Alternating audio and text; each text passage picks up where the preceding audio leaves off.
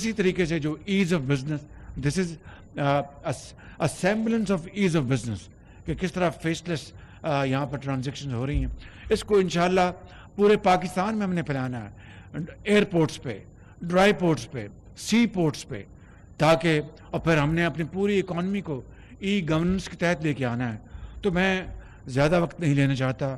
میں آپ کو آج پھر ایک مرتبہ پھر وزیر خزانہ کو، ایم او ایس کو، راشد لنگڑیال صاحب کو، اور تمام ممبرز جو کسٹمز کے ہیں، دوسرے جو ممبرز ہیں، آپ کے جو فیلڈ آفیسرز ہیں، آپ کے کسٹم کلیکٹرز ہیں، ڈپٹی کلیکٹرز ہیں، اور جو آپ کے آئی ٹی ایکسپرٹس ہیں، اور دوسرے جو آپ کے مانیٹرنگ کر رہے ہیں، فردن اشتوان، سب کو میں دل کی اتھاہ گہرائیوں سے مبارکباد پیش کرنا چاہتا ہوں. آپ کا شکریہ ادا کرنا چاہتا ہوں کہ آپ نے بالآخر فیس لیس انٹرونشن کا آغاز کر دیا ہے. اور دنیا میں کہیں بھی قوم ترقی کرتی ہے تو وہ incentive policy is its backbone. So I mean it.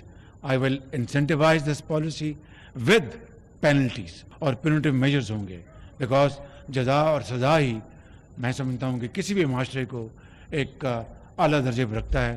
میں ان الفاظ کے ساتھ آپ سب کا شکریہ ادا کرتا ہوں. God bless you. پاکستان پائندہ باد.